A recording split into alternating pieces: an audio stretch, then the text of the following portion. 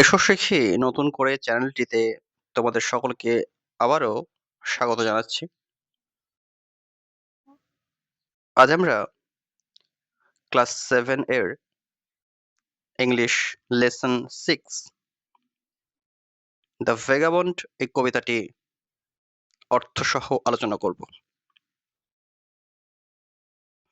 তোমরা যারা এই চ্যানেলটিতে নতুন আছো তাদের বলবো তোমরা এই ভিডিও কেমন লাগলো সেই মতামত কমেন্টে জানাতে ভুলবে না। সেই সঙ্গে আমাদের চ্যানেলের সাথে যুক্ত থাকবে আর ভিডিওটি তোমাদের বন্ধুদের সাথেও শেয়ার করতে ভুলবে না। কবিতার নাম দেওয়া হয়েছে দ্য ভেগাবন্ড, কবি রবার্ট লুইস স্টিভেনসন। ভেগাবন্ড কথার অর্থই হলো ভবঘুরে, অর্থাৎ যার না কোনো ঠিকানা আছে, না কোনো পরিবার আছে, আর না তার কোনো গন্তব্যস্থল আছে। কবি পরিচিতি দিয়ে আমরা শুরু করব। কবি Robert Louis Balfour Stevenson. Robert Louis Balfour Stevenson 1850 to 1894 was a Scottish poet. তো রবার্ট লুইস বেলফেয়ার স্টিভেনসন 1850 সালে জন্মগ্রহণ করেছেন, 1894 সালে মারা গিয়েছেন। অল্পই তার জীবন। তিনি একজন স্কটিশ কবি, স্কটল্যান্ডের বাসিন্দা, যাদের আমরা বলি স্কটিশ। তিনি সেই সঙ্গে নোভেলিস্ট, ঔপন্যাসিক ছিলেন, উপন্যাস লিখেছেন। এসেইস্ট, প্রবন্ধ লিখেছেন, প্রাবন্ধিক, অ্যান্ড এ ট্রাভেল রাইটার, ভ্রমণ কাহিনীও তিনি লিখেছেন। তার জীবনে যতগুলো তিনি ভ্রমণ করেছেন সেই কাহিনীও তিনি লিখেছেন। His famous works include Treasure Island, তার খ্যাতনামা কাজগুলির মধ্যে উল্লেখ করে দিয়েছে এগুলো। ট্রেজার আইল্যান্ড বলে নাম, kidnapped and the strange case of doctor Jekyll and mister hide. তো এই দুটো ক্যারেক্টারদেরকেও নিয়েও তিনি গল্প লিখেছেন। আমাদের এই কবিতাটি দ্য ভেগাবন্ড, তার যে ভ্রমণ পিপাসুমূলক যে সাহিত্যগুলো আছে, রচনা, তার মধ্যে একটা কবিতা। কবি বলছেন, give to me the life I love, আমাকে সেই জীবন দাও যেটা আমি ভালোবাসি। Let the lave go by me, আমার পাশ দিয়ে নদী বয়ে যেতে দাও। লেভ এখানে নদী অর্থটিকে বহন করছে, নদীকে তিনি বয়ে যেতে বলছেন তার পাশ দিয়ে। Give the jolly heaven above, ওপরে দাও স্বর্গতুল্য আকাশকে। এখানে স্বর্গ বলতে আকাশকে বলা হয়েছে। অ্যান্ড দ্য বাইওয়ে নাই মি, বাইওয়ে ছোট পথ, সরু পথ, নাই মি, নাই বলতে নিয়ার, কাছাকাছি, পাশ দিয়ে, একটা পথ দাও। পথ ঠিকানাহীন পথ, কবি তার নিজের ইচ্ছে মতো যেন যেতে পারেন এমন পথ, যেখানে তেমন কোনো ভিড় নেই এমন পথ। Bed in the bush with stars to see, বিছানা কি হবে? বিছানা হবে ঝোপ। উইথ স্টার্স টু সি, রাতের আকাশে তিনি দেখবেন নক্ষত্র।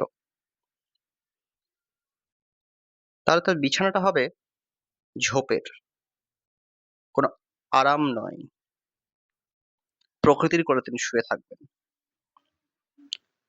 Bread I deep in the river, রুটি যেটা তিনি ডুবিয়ে নেবেন সে নদীর জলে।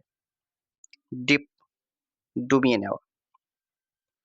এখানে শুধু রুটি নয়, অতি সামান্য খাবারকে তিনি এখানে প্রকাশ করতে চেয়েছেন। তার খাবারে বিশেষ কিছু লাগবে না, এমনটাই তিনি জানিয়েছেন। There's the life for a man like me. There's the life forever. এই হলো জীবন।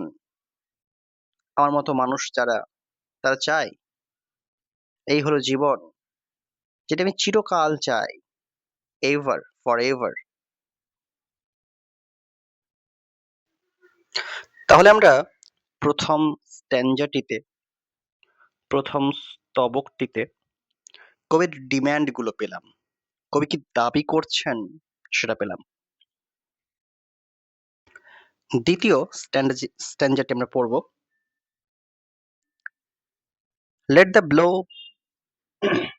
ফল সুন অর লেট। আমার উপর সে বিপদকে পড়তে দাও, আসতে দাও, শীঘ্র অথবা দেরি করে। Let what will be over me. বলছে যা হবে আমার উপর তা হতে দাও। ওভার বলে কোনো ইংলিশ হয় না, এটা কমা দিয়ে ভিটাকে সাইলেন্ট করা হয়েছে। পুরো বানানটা হবে ও ভি ই আর, ওভার। এখানে ভিটাকে দেওয়া হয়নি, উজ্জ করা হয়েছে। এটার ফলে কি হলো?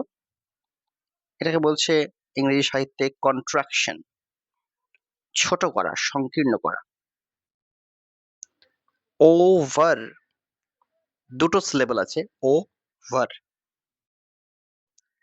কিন্তু ওভার করে দিলে একটা সিলেবল হয়ে যাচ্ছে।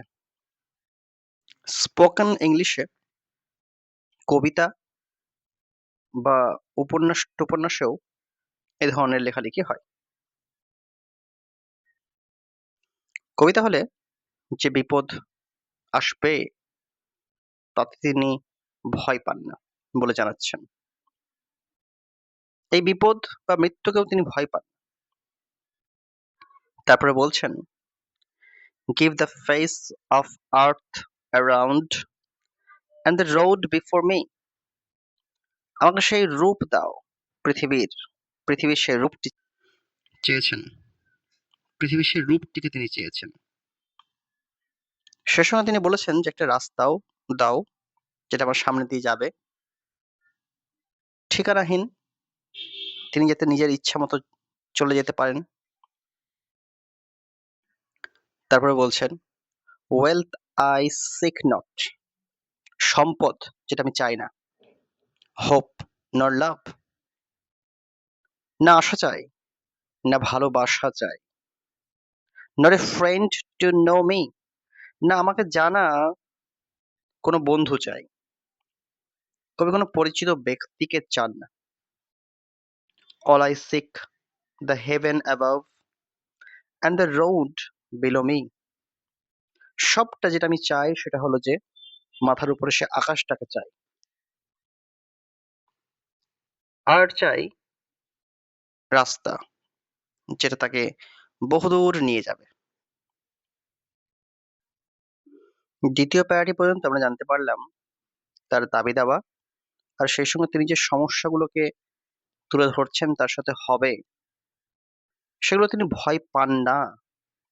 তিনি কোনো বন্ধু চান না যারা তাকে সাহায্য করতে পারে সেই বিপদ থেকে, এটাও তিনি জানিয়েছেন। থার্ড স্ট্যাঞ্জাটা আমরা শুধু দেখব।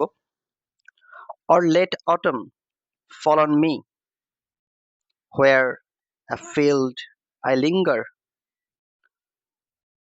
বলছে অথবা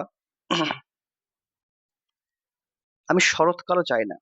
লেট অটম হেমন্তকাল হয়,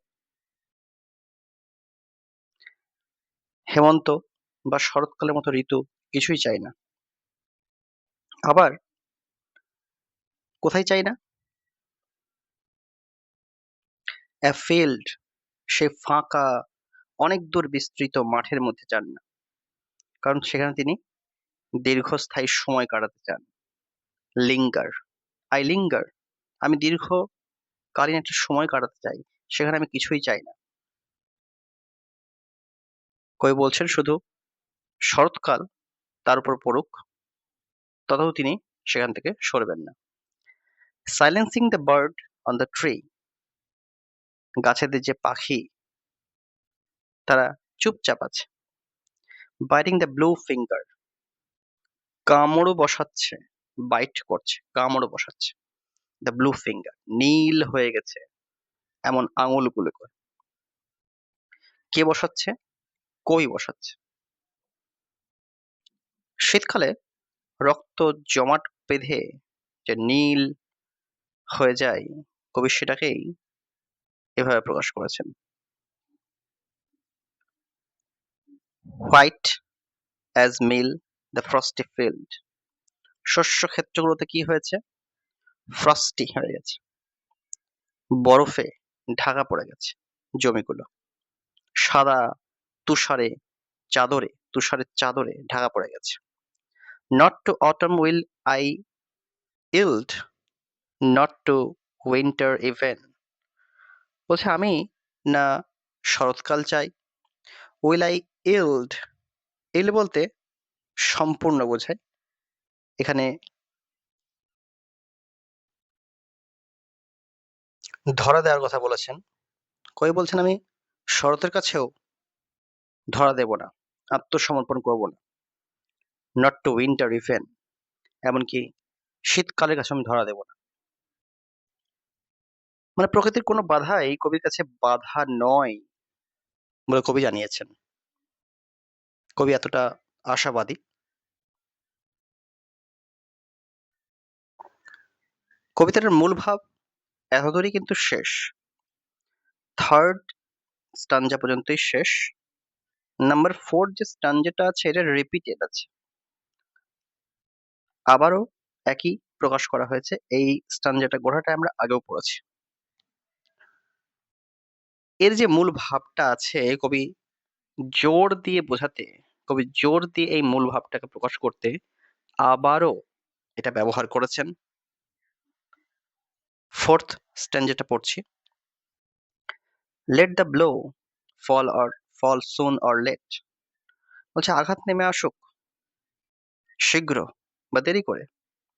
late what will be over me, আমার উপরেই যা হওয়ার সেটা হোক, পড়তে দাও, হতে দাও। Give the face of earth around, আশেপাশে সেই প্রকৃতি, সেই পৃথিবীর রূপ তিনি চাইছেন। And the road before me, এবং আমার সামনে দিয়ে সেই পথটাকে যেতে দাও। কবি সেই পথ দাবি করছেন, সেই সরু পথটা, গন্তব্যহীন পথটা দাবি করছেন। Wealth I ask not, hope নর লাভ, না আমি সম্পদ চাই, না আশা চাই, আর না কারো ভালোবাসা চাই। Not a friend to know me, না কোনো বন্ধু চাই যে আমাকে চিনবে, জানবে, আমার সম্বন্ধে জানে, এরকম বন্ধু চাই। All I ask the haven above and the road below me, সবটা যেটা আমি চাই সেই সবটাই হচ্ছে সে স্বর্গকে চায়, স্বর্গতুল্য আকাশকে চায়, খোলামেলা আবহাওয়া চায় যেখানে না কোনো বাধা আছে। আর চাই পথ যে আমাকে বহুদূর নিয়ে যেতে পারবে, গন্তব্যহীন পথ, ঠিকানাহীন পথ। আমাদের কবিতাটা এখানেই শেষ হলো। তাহলে আমরা দেখলাম কবির সারা কবিতা জুড়ে কোন মূল ভাবটা দিতে চেয়েছেন। ভালো করে তোমরা পড়বে, খাতায় লিখে করবে। আজকে এতদূরই।